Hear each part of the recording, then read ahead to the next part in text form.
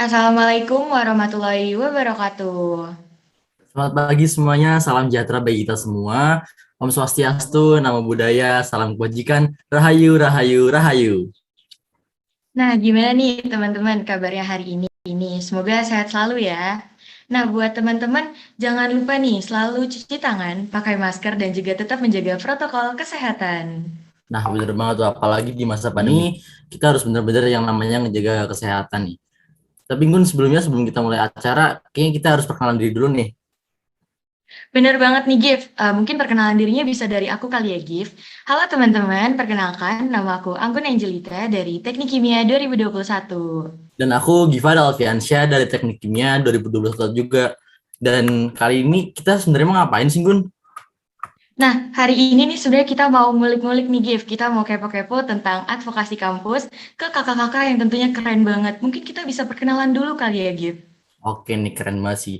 Mungkin kita bisa perkenalan dari kakak yang paling ganteng, narasumber kita yang paling ganteng nih ada Kak Rajasa. Silakan Kak untuk perkenalannya. Perkenalkan, nama saya Raja Sawito Mahendra. Saya dari jurusan Teknik Mesin angkatan 2019.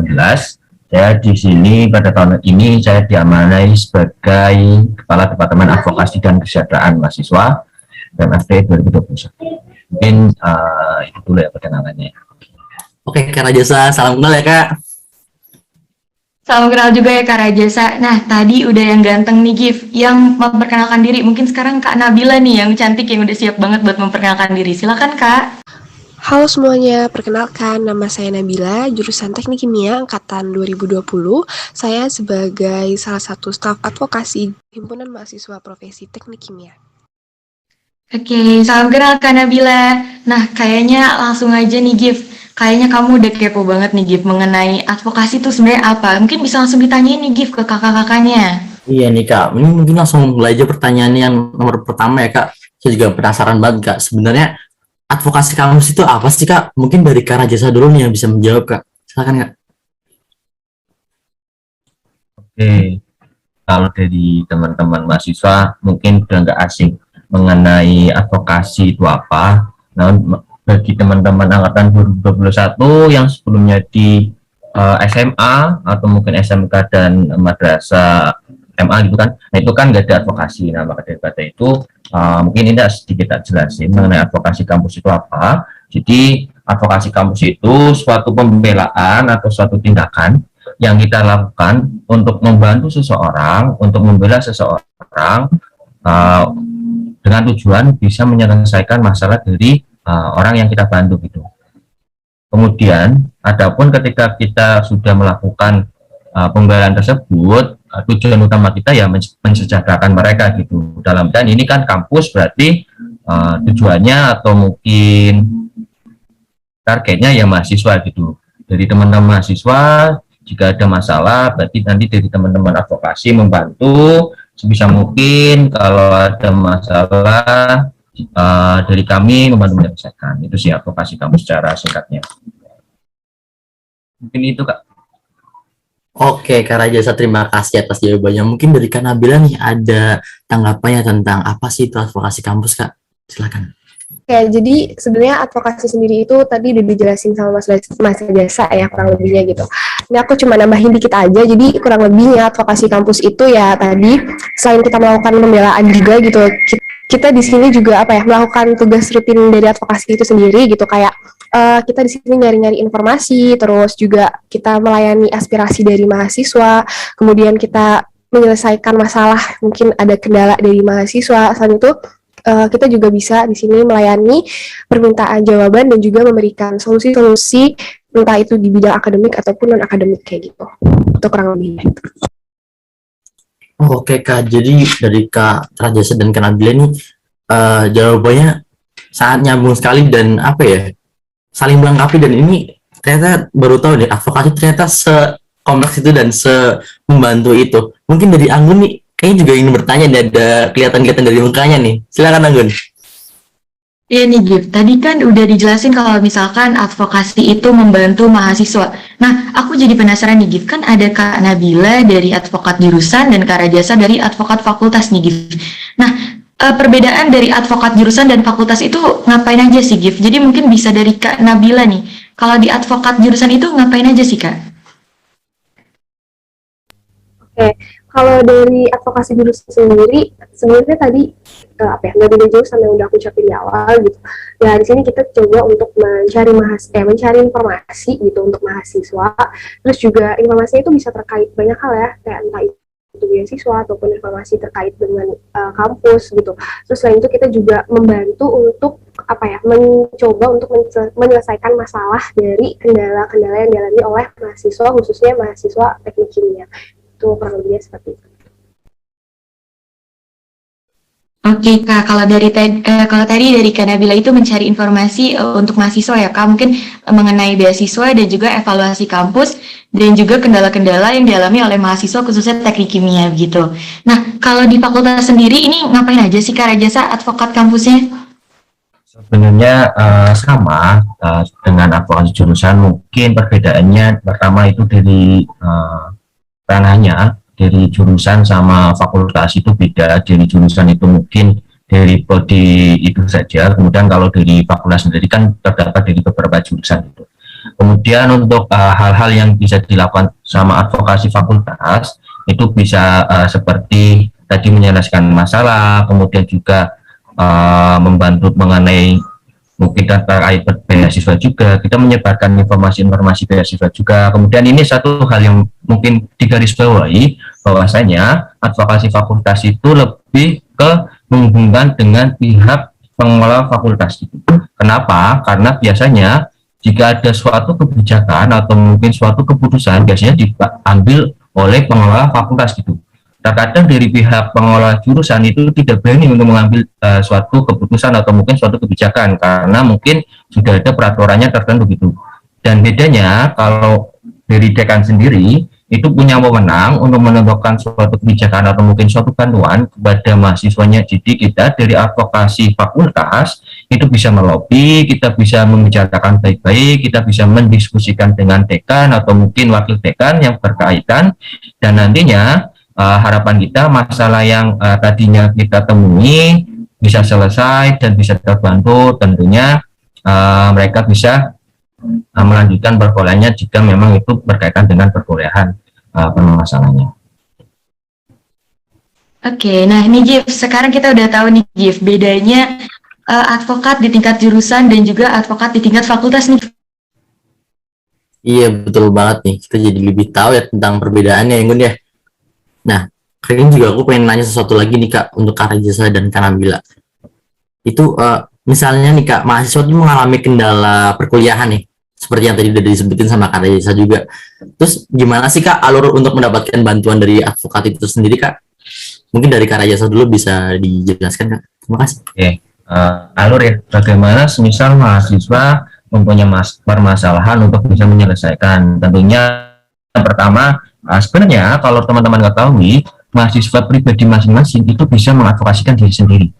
Cara tidak langsung mereka bisa, karena apa? Karena kita dari UNES sendiri, kalau teman-teman ketahui itu sudah menyediakan wadah untuk menjawab pertanyaan-pertanyaan, kemudian informasi-informasi, kemudian juga terkait pengaduan-pengaduan, mungkin unit layanan juga gitu. Salah satunya contoh semisal layanan keuangan UNES, kemudian dari FT sendiri ada layanan online FT gitu. Nah, hal-hal tersebut sebenarnya bisa dilakukan dari mahasiswa jika ada permasalahan, namun tentunya di sini tentunya adanya advokasi fakultas itu juga mempunyai peran gitu. Semisal mereka masih kebingungan terkait beberapa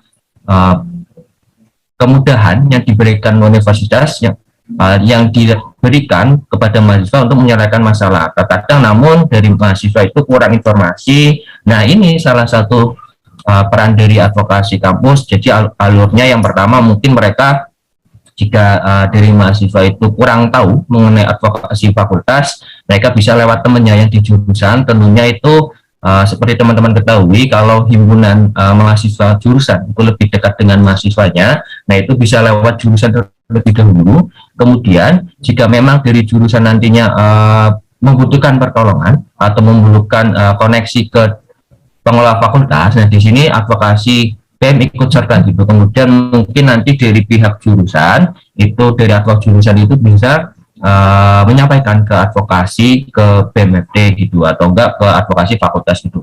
Nah, semisal dari teman-teman nih udah tahu kalau ada advokasi fakultas, nah itu bisa lewat namanya, kalau di FT sendiri ada pada yang namanya advokasi teknik. Nah itu bisa muncul di situ. Kemudian ada namanya juga hotline advokasi.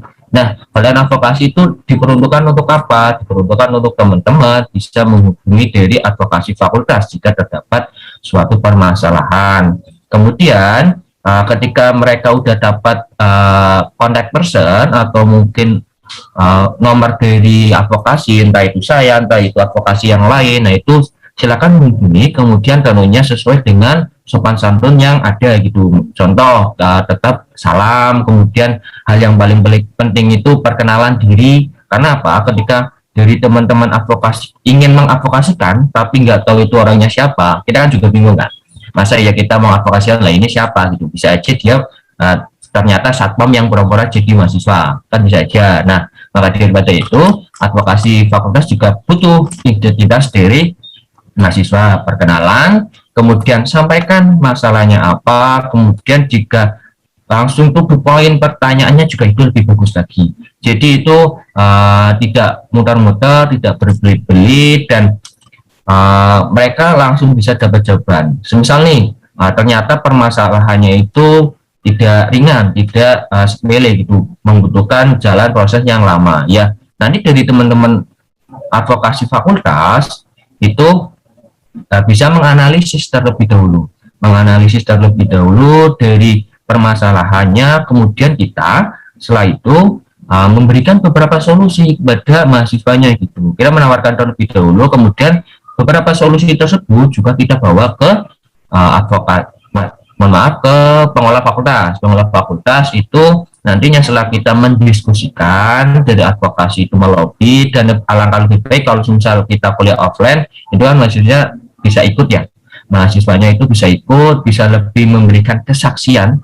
Kadang ada pengelola fakultas itu tidak percaya atau kurang percaya kepada kita dari apa yang kita sampaikan. Nah itu kalau ikut lebih baik lagi. Namun dengan keadaan seperti ini, online seperti ini, mungkin dibuktikan dengan beberapa dokumen. Contoh surat keterangan tidak mampu, contoh surat mungkin bangkrut, atau mungkin slip gajinya sekarang berapa, kemudian juga keadaan ekonomi dari tetangga. Nah itu salah satu berapa dokumen yang bisa membuktikan dari teman-teman yang ada permasalahan gitu. Nah setelah itu dari teman mahasiswa yang ada permasalahan tersebut nanti menunggu dari teman-teman advokasi untuk mendiskusikan kepada pimpinan atau pengelola fakultas gitu. Setelah itu, setelah dapat jawaban dari pengelola fakultas, nah itu dari advokasi fakultas nanti menyampaikan ke mahasiswanya.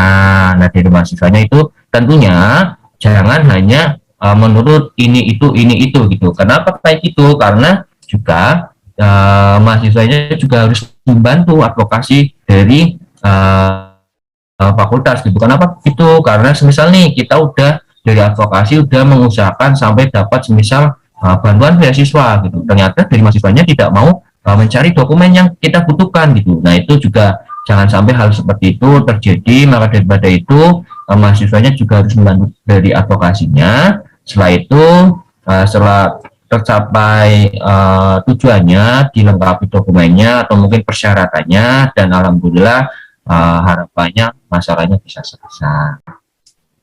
Oke, Kak Rajasa, terima kasih nih, jawabannya panjang dan sangat lengkap ya tentang alur bagaimana kita mendapatkan bantuan, khususnya di advokasi di bagian fakultas. Mungkin dari Kak Nabila, gimana sih Kak alur untuk mendapatkan bantuannya nih Kak? Karena di jurusan kan bisa kita dengar dari kata Kak Rajasa tadi lebih dekat dengan mahasiswanya. Mungkin bisa diberitahu Kak, gimana kan alurnya?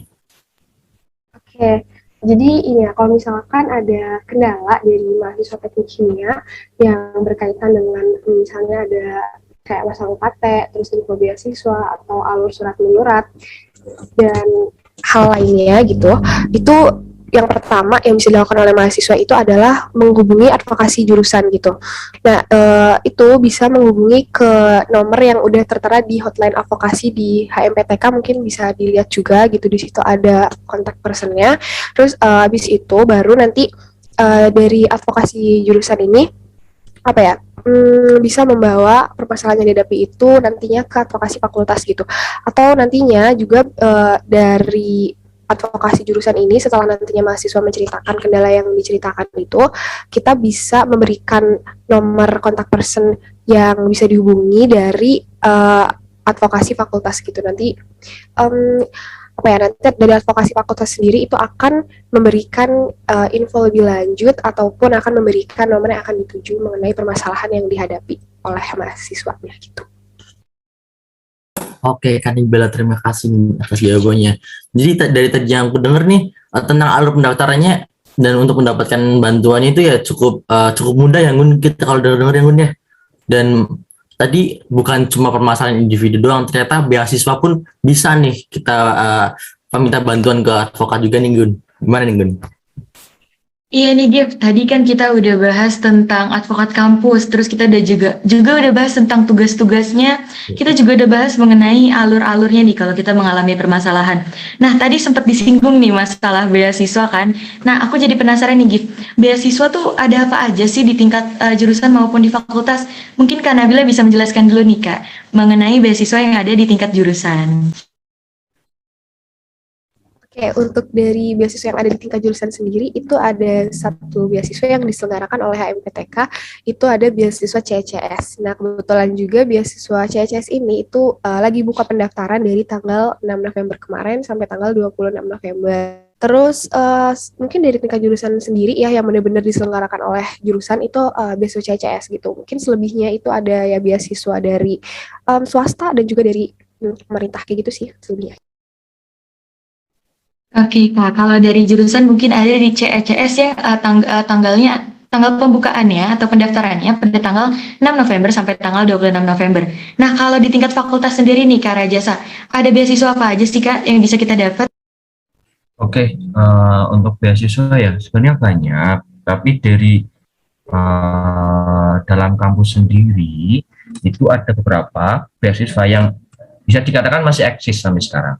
Salah satunya kalau khusus benar-benar dari FT itu ada yang namanya Jamaah Muslim Scholarship itu, atau mungkin disingkat beasiswa Jamus gitu. Beasiswa Jamus ini biasanya dibuka pendaftarannya itu bulan Januari awal tahun. Nah, beasiswa ini diberikan selama 1 tahun, dan total dana yang didapatkan per bulannya itu kalau tidak salah 400.000. Jadi mungkin bisa kita total 1 tahun sekitar 4,8 juta. Kemudian ada lagi beasiswa yang namanya LASIS. Nah, ini juga kampus dari UNES sendiri, tapi diperuntukkan langsung ke tiap jurusan, malah tiap jurusan, karena terkadang bukan terkadang lagi, malah kayaknya tiap tiap diselenggarakannya beasiswa ini itu emailnya ditujukan langsung ke Kajur. Nah, namun dari pihak fakultas itu menginginkan kalau beasiswa Jamus ini itu menjadi satu pintu lewat advokasi fakultas. Biar apa? Biar gampang, dan mungkin nanti dari WD3, Wakil Dekan 3, Pak Wirawan Sumbodo, itu menginginkan adanya menjadi satu data, kemudian nanti direkomendasikan dari WD3, itu LASIS. Biasanya itu LASIS ada 2 periode. 2 periode itu, periode yang pertama itu semester genap, kemudian periode yang kedua itu semester ganjil, semester kemarin gitu. Nah, untuk kuotanya sendiri ini langsung lengkap apa hanya nama-namanya saja ini Kak? Boleh nama-namanya saja dulu Kak. Namanya saja dulu. Ya udah, berarti LASIS ada 2 periode, kemudian beasiswa PDA, beasiswa Jamus, Kemudian kalau dari BEM sendiri, BEM-FT sendiri, itu namanya beasiswa Solering. Nah, kemudian juga ada Basnas. Kemudian ada satu lagi, mungkin bagi teman-teman angkatan 21 sama 20 itu kurang mendengar, itu namanya ada beasiswa PPA gitu. Kalau tidak salah itu kepanjangannya itu peningkatan prestasi akademik. Nah, beasiswa itu pada tahun 2020 dan 2021 sayangnya itu tidak diadakan gitu. Nah, karena apa? Karena kita ada pandemi COVID-19 kan. Nah, setelah itu dana-dananya tersebut untuk menanggulangi kekurangan dana yang terdapat di tiap fakultas. Itu mungkin beberapa beasiswa yang bisa.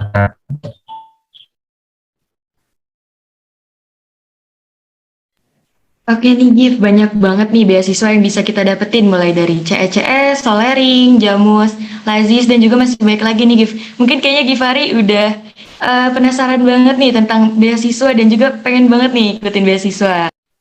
Iya nih, apalagi tadi udah disebutin beasiswanya banyak banget yang gue jadi kayak tertarik gitu buat ikut beasiswa sih. Tapi Kak, sebelumnya dari yang tadi banyak disebutin tuh kan ada berbagai macam beasiswa. Aku juga pengen nanya nih ke Kak Rajas sama Kak Nabila, sebenarnya beasiswa apa aja sih Kak yang termasuk ke dalam beasiswa yang berprestasi dan beasiswa tidak mampu? Karena kan yang dijelasin sama Kak Rajas dan Kak Nabila tuh cukup banyak banget nih Kak.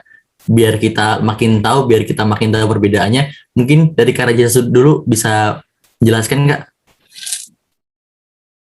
Oke.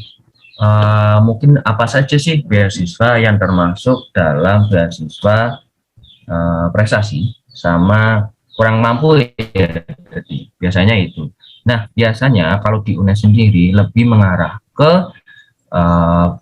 beasiswa yang kurang mampu. Contoh beasiswa Jemus itu kurang mampu, kemudian Lazis itu diprioritaskan. Lazis ini sebenarnya tergantung dari memprioritaskan dari kajurnya sendiri, tapi biasanya itu diperuntukkan untuk yang kurang mampu gitu.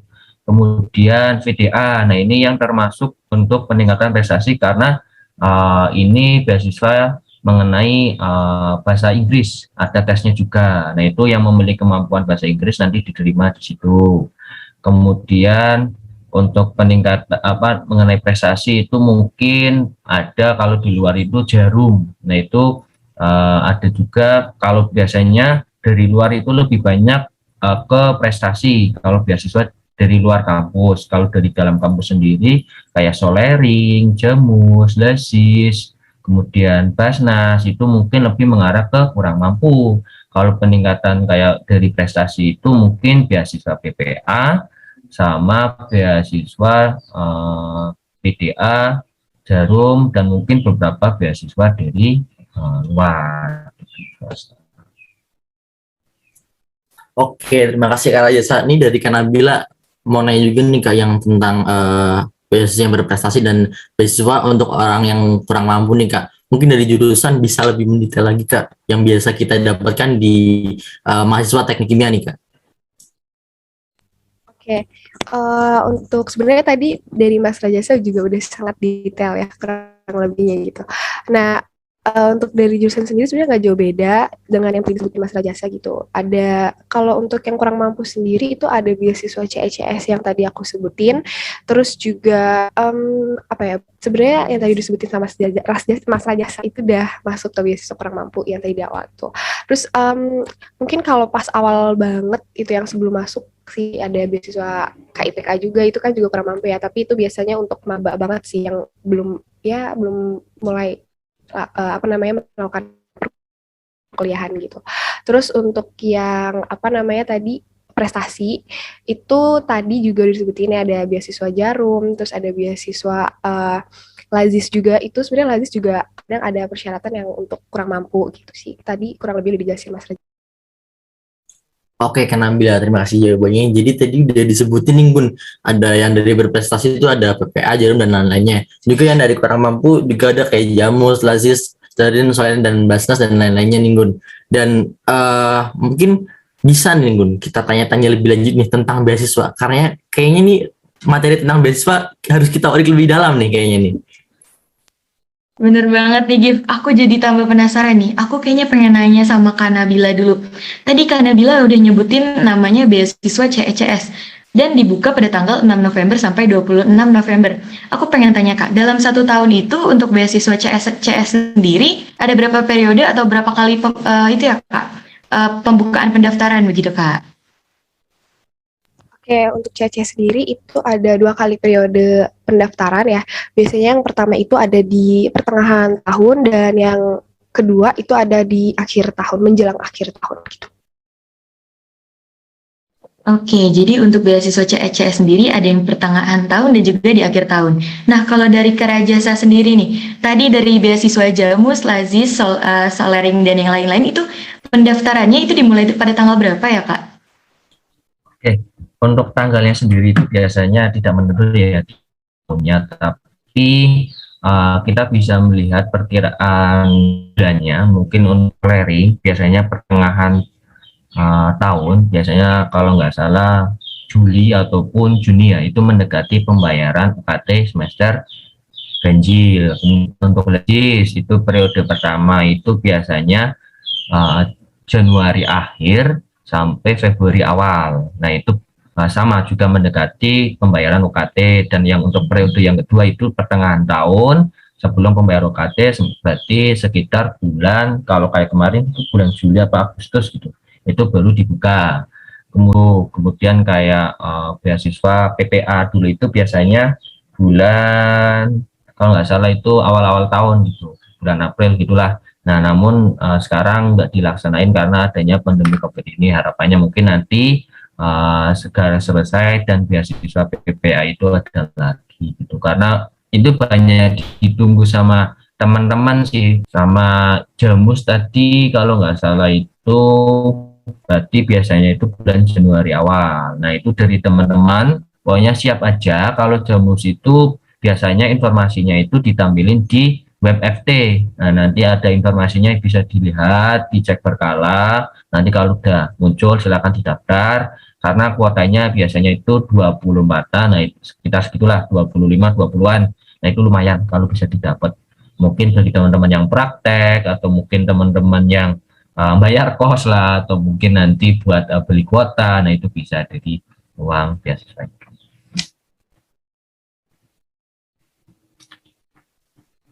Oke, terima kasih Kak Rajasa. Nah, mungkin buat Gif hari ini, Gif jangan lupa dicatat buat periode pendaftarannya nih, Gif. Siapa tahu kamu pengen daftar kan, Gif?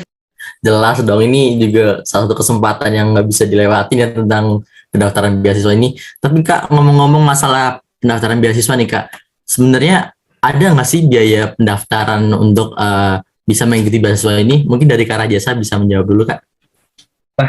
Kalau ada biaya pendaftaran mungkin beasiswa nggak laku. Karena ya kita tujuan kita dapat dana buat ngajuin kuliah, kita mungkin lagi krisis ekonomi, lagi mungkin terdapat masalah yang menyebabkan tidak ada dana untuk bayar UKT segala macam tentang perkuliahan. Nah itu tentunya dari pendaftaran beasiswa ini gratis. Kalau nggak gratis nanti nggak usah didaftar aja, nyaman-nyaman. Tapi mungkin nggak menurut kemungkinan ada juga mungkin ada yang membayar, tapi itu biasanya itu di luar kampus gitu. Kenapa? Mungkin bisa menjadi donasi lah, atau mungkin buat terkait kegiatan ataupun hal-hal terkait lainnya gitu. Itu sih mungkin buat beasiswa, nggak ada biaya pendaftarannya. Oke, terima kasih Kak Rajasa. Ini kali ini gantian nih Kak Nabila yang menjawab nih. Gimana sih Kak? Mungkin tadi yang udah disebutin sama Kak Rajasa tidak menutup kemungkinan ada yang menyelenggarakan adanya biaya pendaftaran gitu Kak. Apakah selama ini di jurusan teknik kimia ini selama ada beasiswa ada nggak sih Kak yang menggunakan biaya pendaftaran gitu Kak? Oke, untuk beasiswa yang melakukan biaya pendaftaran tuh itu jarang banget ya. Kayak aku hampir nggak pernah dengar gitu ada beasiswa yang melakukan ataupun mengadakan biaya pendaftaran gitu.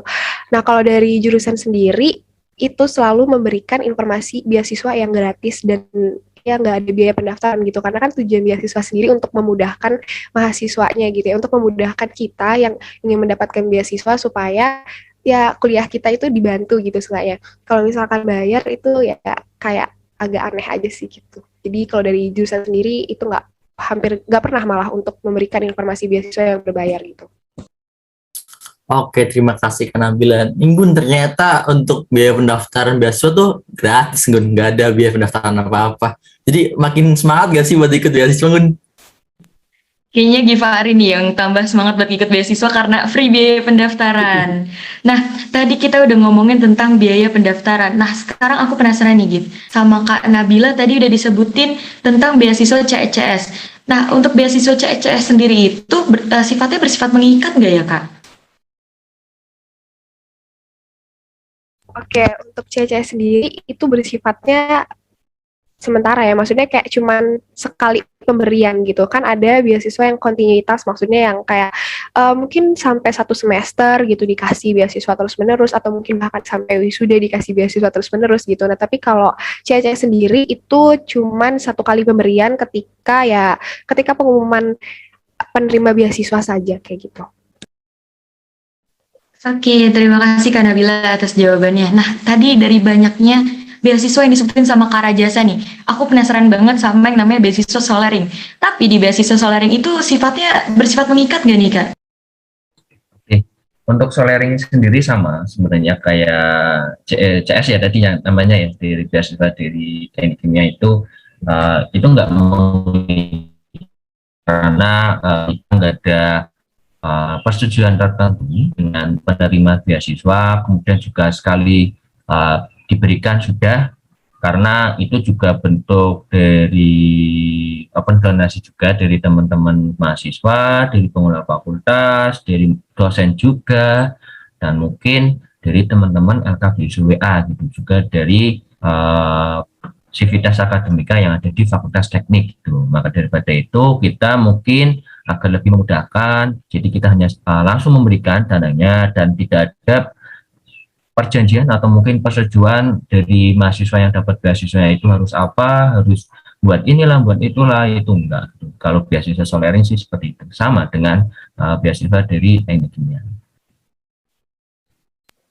Terima kasih Kak Rajasa. Nah, tadi udah disebutin nih Gif. Jadi tambah penasaran gak nih Gif tentang beasiswa, atau kamu ada pertanyaan lagi nih Gif mengenai beasiswa yang ada di Teknik Kimia UNES ataupun di Fakultas Teknik Universitas Negeri Semarang, Gif? Ada dong pastinya. Ini kan karena ini kan beasiswa ya, pastinya banyak banget yang berminat dan pastinya banyak banget yang pengen dapat beasiswa. Nah, ini aku juga mau nanya nih langsung ke Kak Rajasa. Kak, untuk kuota beasiswa dari beasiswa Solering ini sendiri, sebenarnya berapa sih Kak kuota maksimalnya Kak? Oke, kalau kuota beasiswa Solering ya, kita fokusnya ke Solering dulu. Beasiswa itu ditentukan oleh panitia. Kalau tahun sebelumnya 2020 itu 10 anak, kalau kemarin 10 anak juga gitu. Tapi itu biasanya itu dari kami teman-teman panitia itu kita menentukan gitu, kita mau berapa kuotanya, mungkin dilihat karena kita juga sifatnya open donasi. Mungkin juga kebijakan dari dana yang kita dapat berapa, apakah misal kita mau menimbang lebih banyak orang yang dapat tapi dananya kurang banyak, atau mungkin dananya yang banyak tapi yang dapat cuma 3 orang semisal gitu. Nah itu kita udah 2 tahun ini kita biasanya kuotanya itu 10 anak, 10 anak nanti disesuaikan dengan dana yang masuk dari open donasi tersebut. Oke, Kak Rajasa, terima kasih atas jawabannya. Ini juga mau nanya untuk Kak Nabila ya Kak, untuk kuota pendaftaran beasiswa, terutama yang di CCS-nya nih Kak. Gimana nih Kak, kuotanya maksimalnya berapa sih? Kalau boleh tahu Kak. Oke, sebenarnya kalau untuk pendaftar gitu ya, itu sebenarnya nggak dimaksimalin sih. Maksudnya kalau mau daftar itu bisa daftar aja gitu. Cuman kalau untuk yang kayak dapat beasiswa CECS itu berapa, itu juga sebenarnya balik lagi tadi nggak beda jauh sama Solering. Jadi kita lihat kondisi dari keadaan pendapatan dari donasi kita gitu. Kalau misalkan memang donasinya itu memungkinkan untuk 5 orang atau mungkin 4 orang atau 3 orang, nah itu ya kita aplikasikannya seperti itu gitu. Jadi kita lihat lagi ke sisi pendapatan donasinya kayak gitu. Oke, terima kasih Kak Nabila atas jawabannya. Ini ternyata yang Gun, ternyata tuh pendaftaran beasiswa tuh emang nggak dibatasin, tapi untuk yang mendapatkan beasiswa itu bener-bener gimana ya? Mungkin bisa dilihat dari aspek-aspek seperti yang tadi pendanaannya gimana dan ekonominya gimana. Mungkin dari Anggun nih, ada yang ingin ditanyain nih, kayaknya dari muka-mukanya masih penasaran sama beasiswa. Bener banget nih, Gif. Tadi kan udah disebutin tentang kuotanya. Nah, aku pengen nanya nih, kriteria seperti apa sih, Kak, yang bakal diterima di dalam beasiswa itu nih, Kak? Mungkin dari Kak Nabila dulu, untuk beasiswa CECS, ada nggak sih, Kak, kriteria tertentu yang akan mendapatkan beasiswa tersebut, Kak? Oke, untuk kriteria sendiri itu pasti ada gitu ya untuk mendapatkan beasiswa CCS ini.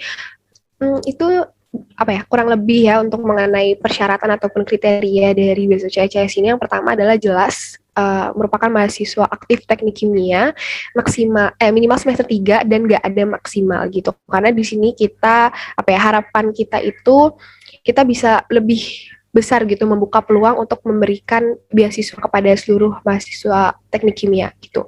Terus ya selain itu juga memiliki IPK yang ya sesuai dengan yang kita inginkan gitu ya. Terus abis itu juga merupakan mahasiswa yang benar-benar membutuhkan beasiswa tersebut gitu. Jadi di sini beasiswa CCS sendiri itu bukan beasiswa yang mewajibkan mahasiswa teknik kimianya harus berprestasi, tapi lebih ke siapa yang paling membutuhkan untuk mendapatkan beasiswa ini gitu. Karena memang beasiswa CSS ini kan beasiswa yang dibuat oleh mahasiswa teknik kimia untuk mahasiswa teknik kimia gitu. Jadi di sini kita tidak ingin memberatkan mahasiswa teknik kimia dengan ya harus mewajibkan ada prestasi dan lain halnya kayak gitu. Oke, terima kasih Kak Nabila. Nah, tadi udah dijawab tentang kriteria dari beasiswa CCS. Kalau dari Kak Rajasa sendiri nih, kalau beasiswa Solering itu ada nggak sih Kak kriteria tertentunya untuk mendapatkan beasiswa tersebut? Kriterianya yang pertama harus niat ya, harus niat daftar. Kalau nggak niat nggak tak terima gitu. Kenapa? Karena pertama contohnya kemarin ketika pendaftaran itu udah daftar tapi dokumennya nggak sesuai, ini itu nggak niat tadi kan. Nah itu tentunya kita melihat itu juga seriusan dari pendaftar ketika ingin mendapatkan beasiswa ya. Tentunya harus ada tindakan yang mereka lakukan gitu. Jangan maunya ya udah aku pingin beasiswa, aku pingin gini aja, aku lampirin dokumen ini aja, pokoknya aku dapat, ya nggak bisa kayak gitu. Itu juga salah satu kriteria yang kita lihat. Kemudian contoh persyaratan atau kriteria yang mungkin hal-hal mendasar seperti mahasiswa aktif. Setelah itu mungkin juga kita lebih fokuskan kriterianya itu ke lebih yang kurang mampu. Bukan berarti kita nggak mau yang berprestasi, karena tujuan awal dari Open Donasi ini juga kita ingin membantu teman-teman mahasiswa Fakultas Teknik yang ada permasalahan dalam pembayaran UKT. Dan juga untuk beasiswa yang lain sih, kalau untuk beasiswa yang kurang mampu mungkin dilihatnya dari kurang mampunya gitu. Kalau misal dari kayak beasiswa basis yang tahfiz itu berarti hafalannya, kemudian dari beasiswa yang jarum kayak itu mungkin dari prestasinya, juga kecakapan dalam berbicara, kemudian juga dalam menganalisis masalah, kemudian dari VDA kemampuan bahasa Inggrisnya, kriterianya, kemudian dari beasiswa yang lain itu biasanya kriterianya itu tergantung dari target mereka. Sih kalau Solering ya kita santai aja, dari teman-teman mahasiswa ya yang kurang mampu kita usahakan kita bantu itulah dengan beasiswa Solering. Oke, terima kasih Kak Rajasa. Berarti dari tadi beasiswa CECS dan juga Solering itu terutama untuk yang kurang mampu nih, Gif, kriterianya Gif. Iya nih, tapi ngomong-ngomong masalah beasiswa gini, kayak teman-teman semua nih banyak yang pengen tahu nih Kak, cara gimana mengajukan cara mengajukan beasiswa untuk mendapatkan beasiswa itu tersendiri Kak. Mungkin dari Kak Rajasa nih Kak, mau nanya nih Kak, gimana sih Kak cara mengajukan beasiswa ya terkhususnya di beasiswa Solering ini Kak? Silakan Kak. Oke, untuk cara mengajukannya ya, tentunya kita kembali ke persyaratan awal, harus niat apa? Niat cari informasi kalau adanya beasiswa. Tadi udah disampaikan timelinenya kapan aja, diingat mungkin di kalendernya HP masing-masing, atau mungkin kalender di kosnya masing-masing atau di rumah masing-masing ditandai, oh ini udah mau masuk bulan Juni. Nah, berkas-berkas yang dibutuhkan itu apa? Biasanya itu terdapat di pamflet, dilihat di pamfletnya, atau mungkin kalau nggak di pamflet di web atau di caption atau segala macam lah yang berhubungan dengan beasiswa tersebut, dilihat persyaratannya apa aja. Setelah itu ternyata kamu gitu, kalau nggak memenuhi ya jangan, mungkin beasiswa yang lain. Tapi kalau misal memenuhi ya lanjut, silakan daftarin, dilihat persyaratannya apa aja, dipenuhi, kemudian dilihat berkasnya yang dibutuhin apa gitu. Dan instruksi di pamfletnya itu dilihat apa saja, setelah mungkin isi berkas diupload di Google Form. Nah, tapi semisal nih di pamflet ada kontak person. Nah, itu fungsinya kontak person, kamu bisa nanya ke kontak person tersebut, tanya ini jalurnya gimana ya gitu, ini cara daftarnya gimana. Kalau emang nggak jelas lo ya, semisal kalian punya pertanyaan ketika daftar, nah silakan tanyain gitu. Nah, gunanya kontak person apa kalau nggak ditanyain gitu kan. Nah, daripada itu, setelah semua berkas terpenuhi, alurnya terpenuhi, dan nantinya kalau semisal ada tes wawancara ya diikuti, dijawab dengan jujur, sopan santun, dan menggambarkan keadaan ekonomi yang sesuai. Kalau scoring seperti itu. Kalau mungkin dari prestasi ya silakan kemampuan kalian ditunjukkan dalam kecakapan bicara. Nah, setelah itu tentunya setelah tes itu wajib berdoa sesuai agama dan kepercayaan masing-masing. Kalau nggak berdoa ya berarti kurang niat, kembali ke persyaratan awal. Nah, kalau nggak niat ya kurang itulah. Pada itu setelah kalian udah berusaha, kalian udah berdoa dan nanti berserah kepada Tuhan yang memberikan hasilnya. Dan ya semoga aja dapatlah. Aku aja kayaknya belum dapat beasiswa. Ini sekarang kita tanya ke Kak Nabila nih Kak, gimana sih Kak cara mengajukan beasiswa yang beasiswa CCS itu Kak, untuk mahasiswa teknik kimia nih Kak? Oke, untuk cara mengajukannya sendiri itu ya langsung aja gitu ngisi link yang emang udah tertera di pamflet ataupun di caption, ataupun yang tertera ya biasanya kita sharekan infonya gitu di snap WhatsApp kayak gitu. Nah, mungkin bisa langsung aja ngisi di situ, isi berkas-berkasnya. Di situ nanti kalau misalkan ada yang dibingungin atau memang ada kendala di pemberkasan, itu bisa langsung aja menghubungi kontak personnya. Nanti di situ kita bisa bantu gitu ya mengatasi atau menyelesaikan kendala yang lagi dialami gitu. Oke nih, terima kasih banget Kak Nabila. Ini sebenarnya yang paling utama itu kita juga nggak boleh ragu buat cari informasi nih Gun. Entah itu dari kontak person ataupun yang lain-lainnya, kita benar-benar harus yang namanya niat juga nih tadi yang kata Kak Rajis bilang nih. Terus gimana nih Gun? Gimana kira-kira kalau Anggun pengen dapat beasiswa, terus apa ini yang pengen ditanya nih Gun?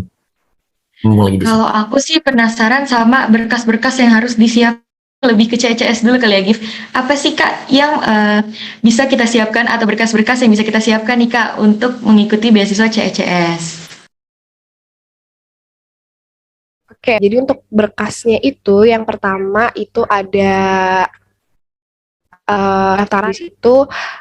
Mungkin lebih ke hal-hal basic sih yang harus disiapin kalau ikut beasiswa gitu, kayak transkrip nilai, terus abis itu apa namanya sertif MKTK ya, karena ini teknik kimia jadi harus punya sertif MKTK. Nah, mungkin ini buat teman-teman angkatan 21 dari sekarang, sertif MKTK-nya disimpan baik-baik. Nah, kalau dari fakultas sendiri nih Kak Rajasa, agar mahasiswa fakultas teknik ini bisa ikut di beasiswa Solering, apa aja sih Kak berkas-berkas utama yang dibutuhin nih?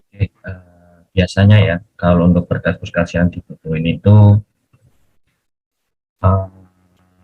tentunya surat keterangan tidak mampu, kemudian formulir pendaftaran, kemudian juga kartu tanda mahasiswa, kemudian kan surat keterangan ekonomi. Itu mungkin beberapa berkas yang bisa disiapkan, dan itu tidak susah ya, tidak susah untuk didapatkan, dan kalau niat ya pasti bisa dikerjakan. Silakan sih Anggun, mungkin ada yang ingin bertanya lagi atau gimana nih Anggun, silakan. Kayaknya udah cukup nih Gif, karena dari tadi kita udah ngulik-ngulik banyak banget dari mulai advokat kampus sampai ke beasiswa nih Gif. Nah, kayaknya kita udah hampir sejam nih Gif ngobrol-ngobrolnya. Mungkin sebelum kita tutup podcastnya atau sebelum kita akhiri, mungkin dari kakak-kakak ingin memberikan closing statement nih. Mungkin dari Kak Nabila dulu Kak, silakan. Mungkin dari aku sendiri ya, ini untuk teman-teman khususnya mahasiswa teknik kimia gitu, kalau misalkan ada permasalahan atau kendala yang dialami, itu jangan ragu-ragu gitu untuk menghubungi hotline advokasi yang udah tertera. Buat eh, teman-teman khususnya mahasiswa teknik kimia nih angkatan minim semester 3 ya, berarti angkatan 2020, itu jangan lupa juga bisa ikutan beasiswa CCS nih kalau misalkan emang dirasa sedang membutuhkan untuk mendapatkan beasiswa gitu. Ini aku sekalian promosi nggak apa-apa ya. Oke, Kak Nabila, terima kasih. Nah, buat teman-teman nih, jangan lupa kalau misalkan ada permasalahan, bisa langsung hubungi hotline dari podcast jurusan nih, dari hotline advokat jurusan nih. Nah, terus jangan lupa juga untuk ikutin beasiswa dari CECS. Nah, kalau dari Kak Rajasa sendiri, ada nggak nih Kak closing statement dari Kak Rajasa? Mungkin ini ditujukan ke teman-teman mahasiswa aja. Jadi silakan kalian sudah tahu mengenal adanya advokasi ini. Silakan kalau memang ada permasalahan, kalau memang ada yang dibutuhkan atau memang butuh informasi tertentu, jangan sungkan. Benar tadi yang disampaikan, artinya jangan sungkan, sampaikan saja, hubungi langsung kami, langsung bisa lewat IG advokasi teknik atau mungkin lewat kontak person ke hotline advokasi fakultas, mungkin juga lewat teman-temannya itu minta bisa tanya-tanya dari nomornya dari kami advokasi itu silakan tanyakan saja, kami juga tentunya akan membantu kalian sebisa kami dalam menjawab. Mungkin kita juga bantu nyari informasi juga. Kemudian juga tentunya kalau semisal dari teman-teman membutuhkan sesuatu, harapannya dari kami juga kita saling membantu gitu. Bukan hanya kalian ketika kalian butuh sesuatu kita advokasi harus bisa, tapi juga ketika kita membutuhkan bantuan dari kalian, semisal kita membantu kalian tapi kalian enggak mau bantu balik kan itu rada susah. Nah, maka daripada itu juga harapan dari kami juga sama dari teman-teman mau membantu membalik. Kemudian untuk terkait beasiswa, silakan dari teman-teman dari pribadi aku minta tolong jangan terlalu fokus untuk kayak keringanan UKT atau mungkin banyak UKT. Kenapa? Karena ketika kalian hanya menginginkan itu, menunggu itu, dan ternyata kalian nggak sesuai kriteria atau mungkin sebenarnya kalian masih mampu ya, itu susah mendapatkannya gitu. Dan ketika kalian ingin mendapatkan income atau mendapatkan dana lebih untuk perkuliahan itu nggak hanya lewat dari bantuan UKT atau mungkin dari banding UKT dan keringanan UKT, ada beasiswa salah satunya. Mungkin juga ada kayak ikuti perlombaan. Nah, itu beasiswa silakan cari informasi sebanyak-banyaknya mengenai beasiswa, diikuti. Mungkin semisal nih, kamu di beasiswa CS nggak dapat, nah mungkin di beasiswa Soleh bisa dapat gitu. Yang namanya rezeki kan pasti udah ada yang ngatur, kalau aja tetap istiqomah dan tetap berusaha. Harapan kami dari teman-teman advokasi bisa melihat dari teman-teman bisa tetap kuliah, bisa semangat kuliah, dan bisa menggapai cita-cita dan harapannya. Selamat kuliah. Oke, terima kasih Kak Rajasa. Nah, benar banget nih teman-teman. Buat yang mempunyai masalah nih mengenai perkuliahannya bisa langsung menghubungi advokat dari jurusan maupun dari fakultas. Dan jangan lupa untuk mendaftarkan beasiswa dari jurusan maupun dari fakultas nih teman-teman, karena banyak banget beasiswa yang bisa kita dapetin.